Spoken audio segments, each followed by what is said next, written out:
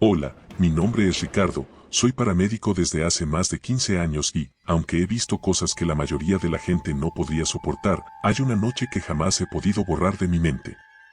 No fue el accidente más sangriento, ni el rescate más difícil, fue una llamada de emergencia que nunca debió existir. Era martes, 3 de la madrugada. Mi compañero Omar y yo estábamos en turno nocturno en la unidad 27, estacionados junto a una gasolinera cerca de División del Norte. El tráfico estaba muerto y el cielo cubierto por una neblina espesa que apenas dejaba ver la calle. Estábamos medio dormidos, cuando de pronto, la radio del servicio comenzó a emitir interferencia. El sonido era tan fuerte que nos sobresaltó. Entre el ruido, una voz femenina habló con un tono apenas audible. Despacho 27, hay una mujer inconsciente en calle Fresno número 45, Colonia Portales. La señal se cortó. Miré a Omar, que tenía la expresión completamente seria. ¿Escuchaste eso?, pregunté. Sí, pero, dudó un momento, esa casa no existe, viejo. La tiraron hace meses. Pensé que era un error de despacho o una broma de alguno de los otros equipos, pero segundos después, la operadora confirmó la dirección, solicitud validada. Paciente femenina, 35 años, sin respuesta. Acuda con prioridad 1. El sistema no inventa llamadas. Así que arrancamos. La colonia estaba desierta, con las luces intermitentes del alumbrado parpadeando sobre las fachadas viejas.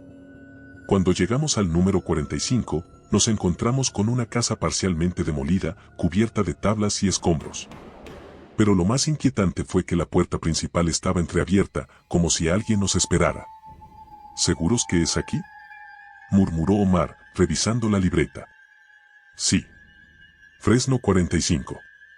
Señalé el número apenas visible sobre la pared. Bajamos con linternas. Desde el interior se escuchaba un sonido bajo, un gemido casi humano, intermitente, como si alguien respirara con dificultad. Entramos con precaución, anunciándonos. Servicio médico. ¿Hay alguien aquí? No hubo respuesta, solo el eco de nuestras voces rebotando entre las paredes desnudas. Avanzamos por el pasillo. Las huellas de humedad se extendían hasta una escalera de madera que crujía con cada paso. El gemido volvió, más claro, proveniente del piso superior. Subimos lentamente. En el segundo piso, una habitación tenía la puerta entreabierta. La linterna iluminó una escena que me heló la sangre. En medio del cuarto había una camilla metálica, oxidada, y sobre ella, el cuerpo de una mujer. Tenía la piel muy pálida, los labios amoratados y vestía una bata hospitalaria vieja. Estaba inmóvil, pero el pecho se movía levemente. Corrí hacia ella. Señora, ¿me escucha? Soy paramédico, la vamos a ayudar. Puse 2 dedos sobre su cuello. No tenía pulso. Sin embargo, el cuerpo no estaba frío. Preparé el desfibrilador, le pedí a Omar que trajera el oxígeno, pero no contestó. Al mirar hacia la puerta, ya no estaba. Solo el pasillo oscuro. Omar. Grité, pero mi voz sonó ahogada, como si las paredes absorbieran el sonido. De pronto, la camilla se estremeció levemente. La mujer abrió los ojos. Eran completamente negros, sin iris ni brillo. Emitió un suspiro profundo, como si exhalara por primera vez en mucho tiempo, y murmuró con una voz quebrada. No debiste venir. Retrocedí instintivamente. Mi linterna cayó al suelo y el cuarto quedó a oscuras. Sentí un golpe seco a mi espalda, como una corriente de aire que me empujó fuera de la habitación. Cuando logré encender la luz otra vez, la camilla estaba vacía. Bajé corriendo las escaleras, y al llegar a la entrada, encontré a Omar de pie, pálido, mirando hacia la casa desde la calle. ¿Qué pasó?, le grité. Entré detrás de ti, dijo con la voz temblorosa, pero no había nadie. El cuarto está vacío. Todo el piso está lleno de polvo, sin huellas. Miré mis manos, aún tenía el sensor del oxímetro que había puesto en la mujer. Era imposible, porque el aparato no estaba. Regresamos a la ambulancia sin hablar. Al llegar al hospital, reporté el incidente. La operadora nos pidió confirmar la dirección, pero en el sistema no existía ningún registro de la llamada. Revisamos las grabaciones del turno, ni rastro de la voz, ni del número, ni de la orden de despacho. Oficialmente, esa emergencia nunca ocurrió. Durante los días siguientes, traté de olvidarlo. Pero el jueves de esa misma semana, mientras revisaba los reportes del turno, la impresora comenzó a trabajar sola. Imprimió una hoja con letras distorsionadas y una dirección, calle Fresno número 45. Debajo, un mensaje escrito en tinta corrida: no vuelvan. Fui al archivo del hospital para revisar registros antiguos. En 2008, hubo un incendio en esa misma casa. Funcionaba como una clínica clandestina de cirugías estéticas. Murieron 5 personas, entre ellas una mujer de 34 años que no alcanzó a ser rescatada. Los bomberos la encontraron sobre una camilla metálica. La bata coincidía con la que vi. Omar nunca volvió a trabajar conmigo. Pidió su cambio de base y me pidió que no lo llamara. Esa noche no estuvimos solos, Ricardo, me dijo antes de irse. Y lo que estaba ahí no quería que la ayudáramos, quería que la viéramos. Desde entonces, cada vez que estoy de guardia y la radio comienza a emitir estática, bajo el volumen. Porque a veces, entre el ruido, se escucha claramente una voz femenina que repite: Despacho 27, emergencia en Fresno 45, una mujer inconsciente. Solo que esa casa no existe desde hace más de 10 años. Hola, mi nombre es Iván, soy paramédico de carretera desde hace casi 10 años. Trabajo en la autopista México-Veracruz, en el tramo que los conductores llaman la Curva del Muerto, un lugar donde, según cuentan, ocurren más accidentes de los que deberían. Nosotros tratamos de no pensar en eso. Nos concentramos en los procedimientos, en mantener la calma, en seguir los protocolos. Pero hubo una noche, una sola, en que todo eso se vino abajo. Era una madrugada fría, de esas en las que la neblina se forma en capas tan densas que parece que el mundo entero flota en vapor. Yo iba con mi compañero Toño, un veterano con más años de experiencia que yo de vida. Teníamos el turno de 12 horas, y a las 2:30 recibimos un reporte por radio: Unidad 43, accidente vehicular con lesionado grave, kilómetro 212, sentido Veracruz. Posible volcadura. Confirmamos y salimos de inmediato. El trayecto fue silencioso. La autopista estaba desierta, solo el sonido constante del motor y el golpeteo leve de la lluvia contra el parabrisas. Cuando llegamos, las luces de la patrulla aún no estaban. Solo el coche siniestrado, un sedán gris volcado contra el muro. Había humo, olor a gasolina y el sonido insistente de un claxon que seguía sonando como un lamento. Toño bajó primero y alumbró con la linterna. «Hay alguien adentro», dijo, apuntando al asiento del conductor. Me acerqué con el botiquín. Lo que vi me paralizó un instante. El hombre estaba atrapado con el cinturón de seguridad, la cabeza inclinada hacia un lado. Su piel parecía intacta, pero algo estaba mal. No tenía rostro. Donde deberían estar los ojos, la nariz, la boca, solo había una superficie lisa, brillante, como piel estirada.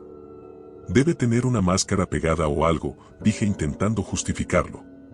Pero cuando toqué la superficie, era piel humana. Caliente, húmeda. Y entonces, se movió.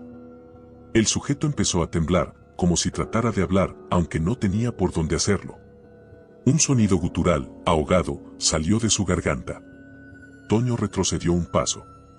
Iván, sácalo rápido, me dijo en voz baja. Cortamos el cinturón y lo sacamos entre los dos. El cuerpo pesaba más de lo normal, rígido, pero respiraba. Le coloqué el oxímetro en el dedo, marcó ritmo cardíaco estable. Sin embargo, no tenía signos visibles de cómo respiraba. No había orificios, ni heridas. Nada. Lo subimos a la ambulancia. Durante el trayecto, Toño iba atrás, monitoreándolo. No sé si está vivo o no. Me dijo por radio interno, pero el pecho se mueve. ¿Habla? Pregunté. No, pero, se interrumpió, está murmurando algo. Sentí un escalofrío. ¿Qué dice? No sé, parece como... Ayúdame. Quise pensar que lo estaba imaginando. Pero en ese momento, la radio comenzó a emitir estática, y entre el ruido, una voz grave, metálica, repitió la misma palabra. Ayúdame. Pensé que era interferencia de otro canal, hasta que la voz cambió de tono. Ya no era grave, ni metálica. Era mi propia voz. Frené la ambulancia sin pensarlo. Toño. ¿Qué pasa allá atrás? Grité. Silencio. Abrí la puerta corrediza y lo encontré con la linterna apuntando a la camilla. El hombre se había incorporado, sentado, con el cuerpo rígido. El movimiento de su pecho era violento y su cabeza giró hacia nosotros de una manera imposible, como si el cuello se doblara más allá de lo humano. La linterna iluminó su rostro liso, que comenzó a vibrar, como si algo debajo de la piel intentara salir. «Baja», gritó Toño, pero no me moví. El hombre extendió una mano y tocó el vidrio lateral de la ambulancia. Donde apoyó los dedos, quedaron marcas negras, como quemaduras. Y en ese instante, escuché una voz dentro de mi cabeza. No en mis oídos, sino adentro, justo detrás de los pensamientos. «No me dejes solo». Fue como si me drenaran la energía. Todo el cuerpo me temblaba. Toño me jaló del brazo y corrimos fuera de la unidad. El aire afuera era tan helado que dolía respirar. Cuando miramos de nuevo hacia adentro, la camilla estaba vacía. 10 minutos después llegó la Guardia Nacional. Les explicamos lo que vimos, pero no nos creyeron. Revisaron la ambulancia, el coche siniestrado, y encontraron un cuerpo calcinado dentro del vehículo. Estaba en la misma posición en que habíamos encontrado al hombre, con la misma ropa. La autopsia posterior indicó que había muerto al menos 3 horas antes de nuestra llegada. Lo más perturbador fue lo que hallaron en la ambulancia. En el interior del parabrisas, del lado del conductor, había 5 marcas de mano. Negras, impresas como hollín quemado, y con la forma exacta de los dedos del paciente. Toño pidió su baja 2 semanas después. No volvió a conducir de noche. Decía que, al intentar dormir, escuchaba esa voz dentro de su cabeza repitiendo «ayúdame». Que cada vez la sentía más cerca. Yo seguí trabajando, aunque confieso que desde esa noche nunca más fui el mismo. Hace poco, mientras atendía otro accidente en ese mismo tramo, un policía me contó que varios automovilistas aseguran ver a un hombre parado junto al muro del kilómetro 212. Siempre de madrugada. Dicen que no tiene rostro, que solo se queda mirando las luces de los autos pasar. No sé si creerlo. Pero cada vez que paso por ahí, el radio se distorsiona y la presión del oxígeno en la ambulancia cae a 0 por unos segundos. Y en medio de esa estática, juro que escucho la misma voz de aquella noche. Una voz sin boca, sin cuerpo, pero tan viva como entonces. «Ayúdame, por favor, ayúdame». Y yo, sin poder responder, solo sigo conduciendo, con la sensación de que en el asiento trasero alguien viaja conmigo. Hola, mi nombre es Marcos, soy paramédico desde hace casi 20 años y, aunque he visto cosas que la mayoría de la gente preferiría no imaginar, hay una noche que me quitó el sueño durante meses. Uno aprende a convivir con el dolor, con la sangre, con la desesperación ajena, pero no con lo inexplicable. No con algo que desafía toda lógica médica. Era un jueves, 11:47 de la noche. Mi compañero Rafael y yo estábamos a punto de terminar el turno. La ciudad estaba en calma, apenas uno que otro coche cruzando la avenida. Estábamos limpiando el equipo cuando la radio emitió una señal débil, entrecortada, seguida por la voz de la operadora. Unidad 23, responda. Emergencia en el edificio San Ángel, Colonia Americana. Menor inconsciente, 7º piso, departamento 706. Posible paro respiratorio. Respondimos enseguida y salimos. El edificio quedaba a unos 15 minutos. Durante el trayecto, todo era normal, excepto por un detalle, la voz de la operadora sonaba extraña. Más lenta, como si hablara desde muy lejos o a través de una grabación vieja. Lo noté, pero no dije nada. Al llegar, el guardia de seguridad se acercó, visiblemente confundido. ¿Paramédicos? ¿Quién los llamó? Tenemos un reporte de emergencia en el 706, le respondí. El hombre palideció. No puede ser. Ese departamento lleva vacío casi un año. La familia que vivía ahí, se fue después del incendio. Rafael y yo nos miramos. Pensamos que era una confusión del sistema, pero el protocolo exige verificar cualquier llamada de auxilio. así que subimos por el ascensor. El piso olía a humedad y pintura vieja. Cuando se abrieron las puertas, el pasillo estaba a oscuras, excepto por una bombilla al final que parpadeaba cada 3 segundos. La puerta del 706 estaba entreabierta.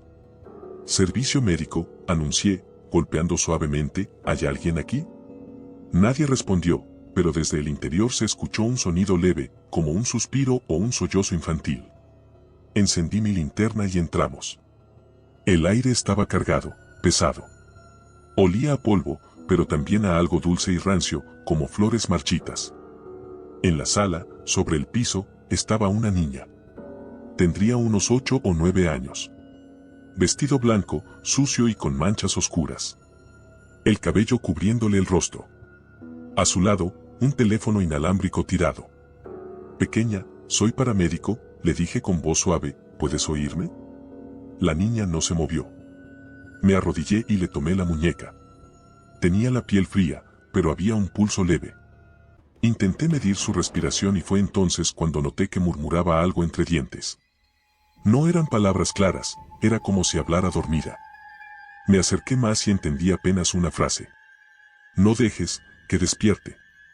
Sentí como se me helaba la sangre. Me aparté un poco. «Rafa, tráete la camilla, rápido», pedí. Él fue hacia la puerta. En ese momento, el teléfono inalámbrico emitió un pitido y se encendió solo. La luz roja del indicador parpadeó. Pensé que era interferencia, pero entonces comenzó a sonar. «Rafael», desde la puerta, contestó. «Bueno», dijo. Lo que escuchamos al otro lado nos dejó inmóviles. Una voz femenina, serena, pero extrañamente distorsionada, dijo: «No entren a la habitación». Rafael se quedó mudo. Yo miré alrededor. No había otra habitación, salvo una puerta al fondo, medio cerrada. Y justo en ese momento, la niña abrió los ojos. Eran completamente blancos. Sin pupilas, sin iris. Solo un vacío lechoso. Su cuerpo se arqueó bruscamente, como si algo la levantara del suelo. Empezó a convulsionar. Corrí a tomarla, pero su piel estaba tan fría que me quemaba. El aire se volvió denso. La linterna comenzó a fallar. En cuestión de segundos, todas las luces del departamento se apagaron. Lo único que quedaba era la luz de emergencia del pasillo filtrándose por la rendija de la puerta. Rafael gritó mi nombre, pero su voz sonó distorsionada, como si viniera de otro lugar. Me giré hacia donde estaba la niña, pero ya no estaba ahí. «Rafa, sal de aquí», le grité. Corrí hacia la salida. Cuando pasé junto a la puerta del fondo, noté que estaba abierta. No quise mirar, pero algo me obligó. Dentro había una cama vieja, de hospital, y sobre ella, el cuerpo de una mujer. Estaba completamente quieta, con la cabeza girada hacia mí. Parecía dormida, pero algo en su piel grisácea me decía que no respiraba. A su lado, un teléfono idéntico al de la sala, con el cable derretido. Rafael me jaló del brazo y salimos corriendo. La puerta del departamento se cerró de golpe detrás de nosotros. Bajamos por las escaleras hasta el primer piso sin voltear. El guardia nos vio salir, pálidos. «¿Qué vieron?», preguntó, alarmado. «Nada», mentí. «Nadie vive ahí». De vuelta en la ambulancia, la radio volvió a sonar. «Unidad 23, favor de atender emergencia en el edificio San Ángel, 7º piso, menor inconsciente». La misma voz. El mismo reporte. El reloj marcaba exactamente las 11:47, la misma hora en que habíamos recibido la llamada anterior. Intenté contactar a la operadora, pero nadie contestó. Revisamos los registros del sistema, no había constancia de esa llamada. Ninguna. Días después, no pude resistir la curiosidad. Fui a la central y pedí acceso a los archivos del incendio que mencionó el guardia. El siniestro había ocurrido 3 años atrás. En el 706 vivían una madre soltera y su hija pequeña. La mujer había sufrido una crisis nerviosa y, según el informe, incendió su propio cuarto. Los bomberos encontraron los cuerpos abrazados. La causa de muerte, inhalación de humo. Cuando terminé de leer, noté algo más. En la lista de evidencias recuperadas había un artículo descrito como teléfono inalámbrico parcialmente derretido. Desde aquella noche, Rafael no vuelve a subir a edificios antiguos. Dice que cada vez que ve una linterna titilar, escucha una voz femenina repitiendo esa misma frase: no entren a la habitación. Yo sigo en servicio, pero nunca olvido la sensación de esa casa. A veces, cuando atiendo emergencias en edificios viejos, la radio se corta y oigo un susurro infantil mezclado con la estática. Una voz muy suave, casi un suspiro. No dejes que despierte. Y entonces, por un segundo, el aire se vuelve más frío, y siento que algo se mueve en el rincón donde no debería haber nadie. Hola, mi nombre es Cristian, soy paramédico y llevo 14 años trabajando en emergencias médicas. Pocas veces me asusto ya, en este oficio te curas de espanto rápido. Pero hubo una noche, una sola, que me cambió para siempre. Una noche en la que respondimos una llamada de una unidad que ya no existía. Era una madrugada de domingo, alrededor de las 2:40. Estábamos en la base, medio dormidos, esperando el cambio de turno. El silencio era tan denso que hasta el tic-tac del reloj sonaba como un martillo. De pronto, la radio crepitó con estática, y se escuchó la voz de un operador viejo del centro de control. Unidad 09, reporte de accidente vehicular en la Libre hacia Cuautla, kilómetro 55. Posible atrapado. El mensaje se repitió 2 veces. Mi compañero Luis levantó la cabeza, frunciendo el ceño. ¿Escuchaste eso?, me dijo. La 09 fue dada de baja hace años. Tal vez nombraron mal la unidad, le respondí, sin darle importancia. Pero antes de que pudiéramos confirmarlo, la misma voz volvió a sonar. Base, aquí la 09. Llegamos al sitio. Necesitamos refuerzo. La señal se cortó en seco. Nos miramos sin saber qué decir. A los pocos segundos, la operadora de turno habló con tono confuso.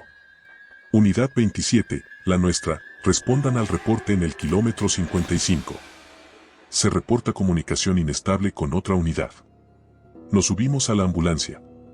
Luis iba manejando, yo revisaba el mapa. El trayecto era de unos 20 minutos. Durante el camino, la radio volvió a activarse, pero lo que se escuchaba no eran voces claras. Era ruido, jadeos, una respiración entrecortada. Y luego, una voz femenina muy baja que decía: no lleguen. Pensé que era interferencia. Pero Luis giró el rostro hacia mí, pálido. ¿Escuchaste? Dijo que no lleguemos. No le contesté. La señal del GPS marcaba que íbamos bien. La carretera estaba casi vacía. De pronto, la niebla apareció como una pared, y apenas si podíamos ver a 5 metros. Bajamos la velocidad. A los pocos minutos, vimos las luces intermitentes de una ambulancia estacionada a un costado del camino. Era una unidad vieja, del modelo anterior al nuestro. El número pintado en la carrocería se veía claro, 09. No puede ser, susurró Luis. Encendimos las luces altas y bajamos. La puerta trasera de la ambulancia estaba abierta. En el suelo había un charco oscuro y un botiquín roto. ¿Servicio médico?, grité. ¿Hay alguien ahí? Del interior no salió respuesta. Solo el pitido del monitor cardíaco repitiéndose en el aire. Subí con la linterna. Dentro estaba todo en desorden, gasas tiradas, tubos de suero, una camilla volcada. En el asiento del copiloto había una carpeta empapada, y en ella, un nombre: paramédico jefe, Cristian M/asistente, Luis G. Era imposible. Esos éramos nosotros. Luis entró detrás de mí, temblando. Esto es una broma. Tiene que serlo. Antes de que pudiera responder, la radio del tablero volvió a emitir sonido. Esta vez, una voz masculina que gritaba desesperada. Base, aquí la 09. Tenemos heridos, se está moviendo, repito, se está moviendo. Luego, un ruido seco. Después, silencio absoluto. Luis retrocedió hasta la salida. Yo no podía moverme. En el fondo de la ambulancia, donde la oscuridad era más densa, juraría haber visto una silueta. Al principio pensé que era un maniquí o un cuerpo cubierto, pero cuando la linterna pasó sobre ella, la figura se movió. Era una persona. Tenía el uniforme de paramédico, pero el rostro era el mío. Di un paso atrás, sin aire. Aquella versión de mí tenía los ojos abiertos, vacíos, la boca entreabierta como si intentara decir algo. «Ayúdame», susurró. El sonido vino de todas partes, no solo de él. La radio, el monitor y hasta el metal del vehículo parecían repetirlo en eco. Luis gritó que saliéramos. Lo jalé del brazo y corrimos hacia nuestra unidad. Arrancó sin mirar atrás. A los pocos kilómetros, cuando el aire volvió a ser respirable, llamamos por radio para informar lo que vimos. Pero nadie respondió. La frecuencia estaba muerta. Hasta que, unos minutos después, la voz de la operadora regresó, confusa. Unidad 27, ¿por qué reportan desde Cuautla? Hace una hora fueron despachados al centro. Miré el reloj. Apenas habían pasado 15 minutos desde que salimos de base.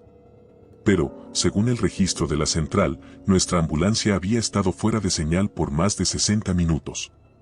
Al llegar a la base, pedimos revisar el historial de la unidad 09.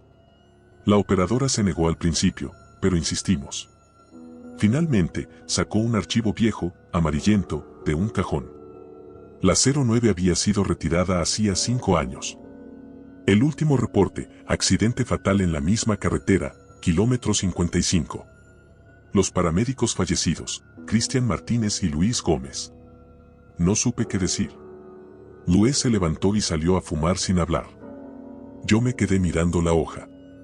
La fecha coincidía exactamente con el mismo día, solo que 5 años atrás. Esa noche no dormí. Volví al sitio al amanecer, solo. La niebla ya se había disipado. Caminé por la orilla de la carretera. Entre los matorrales encontré restos de pintura blanca en el suelo, como las marcas de una colisión. Y entre la hierba, un pedazo oxidado de carrocería. Tenía grabado un número apenas visible, 09. Desde entonces, cada tanto, las unidades de emergencia reciben llamadas desde una frecuencia antigua. Siempre la misma voz, la misma frase entre la estática. Unidad 09, solicitando apoyo. Los operadores dicen que es una interferencia, una transmisión vieja que quedó atrapada en el sistema. Pero los paramédicos que hemos trabajado mucho tiempo sabemos que no es eso. Porque a veces, justo antes de que la radio se apague, se escuchan 2 respiraciones, una jadeante y otra que dice mi nombre. Hace 3 meses, un novato que cubría turno nocturno en mi base reportó haber visto una ambulancia vieja estacionada cerca del kilómetro 55.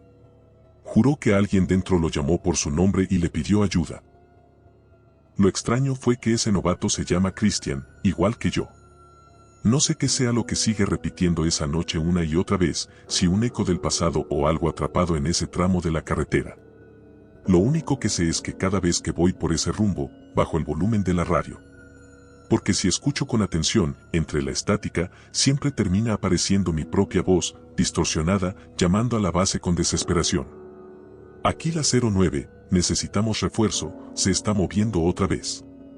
Y sé que cuando eso vuelva a sonar, ya no será solo una interferencia.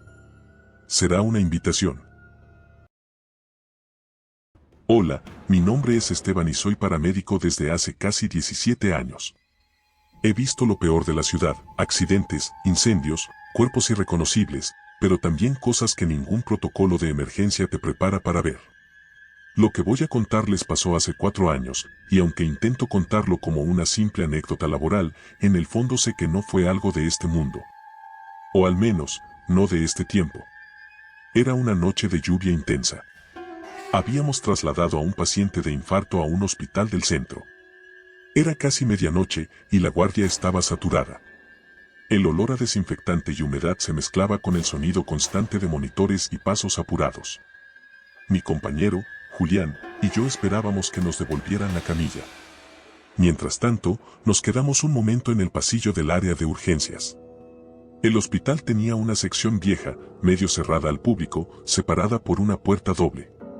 Todos los paramédicos sabíamos que ahí no se entraba, decían que estaban remodelando, aunque nunca vi un solo albañil. Esa noche, sin embargo, las luces de esa ala estaban encendidas. Una luz amarilla, parpadeante, que contrastaba con el blanco frío del resto del hospital. De pronto, escuchamos el timbre de llamada de un cubículo al fondo del pasillo, ese sonido agudo que los pacientes usan para pedir ayuda. Nos miramos. Seguro se equivocaron, dijo Julián. Pero el timbre se repitió, insistente, acompañado por un pitido del monitor de signos vitales. Voy a avisar en enfermería, le dije. No, espera, respondió, mejor revisamos rápido. Empujamos la puerta doble. El aire era más frío, denso, con ese olor a metal oxidado que tienen los lugares donde nadie entra hace tiempo. Avanzamos por el pasillo. A la izquierda, varios cuartos con puertas entreabiertas, a la derecha, ventanas tapadas con plástico.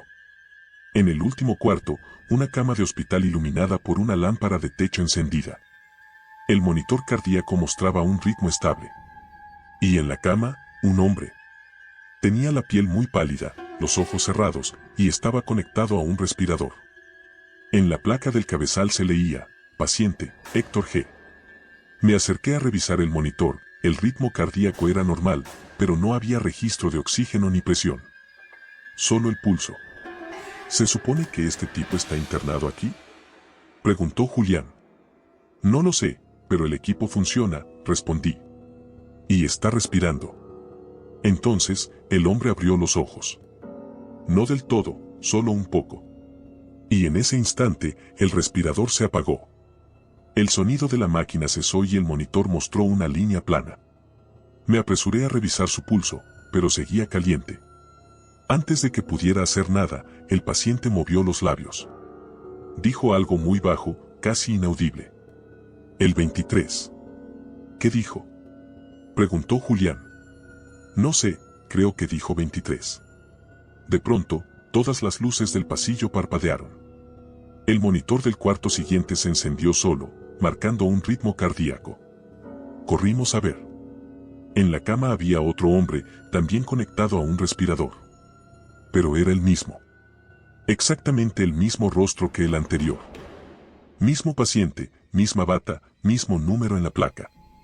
El monitor empezó a acelerarse, los pitidos volviéndose frenéticos. Y, sin aviso, el hombre abrió los ojos y pronunció la misma palabra. 23. Una ráfaga de aire frío recorrió el pasillo. Las luces se apagaron de golpe.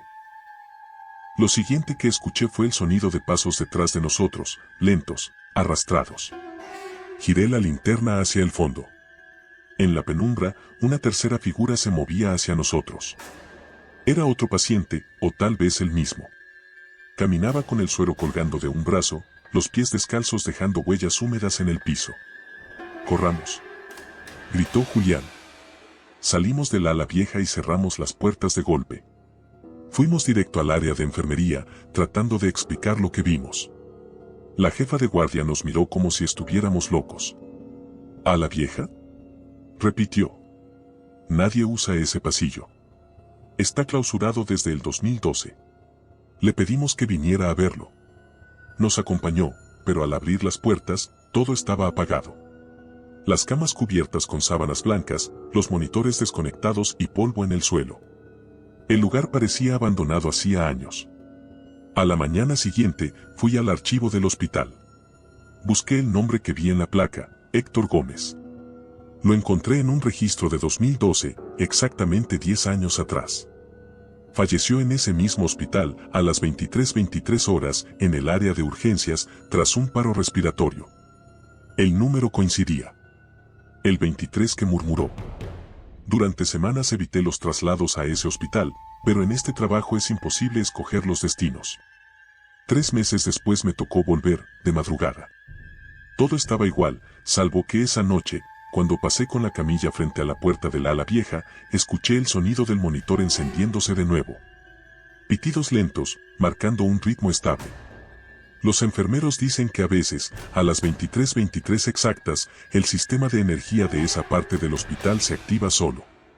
Las luces parpadean, los monitores se prenden y en el registro aparece una señal cardíaca, siempre del mismo cuarto. Desde aquella noche, cuando tengo un traslado en hospitales viejos, no miro al fondo de los pasillos. Porque si lo hago, temo encontrarme con ese hombre caminando hacia mí, repitiendo una y otra vez ese número maldito. Gracias por llegar hasta el final, gente. Dejen en los comentarios qué piensan de las aterradoras historias de hoy y si creen tener una más aterradora. Compártanla a nuestro correo electrónico para poder publicarla en un episodio de nuestro canal. Hasta el siguiente video.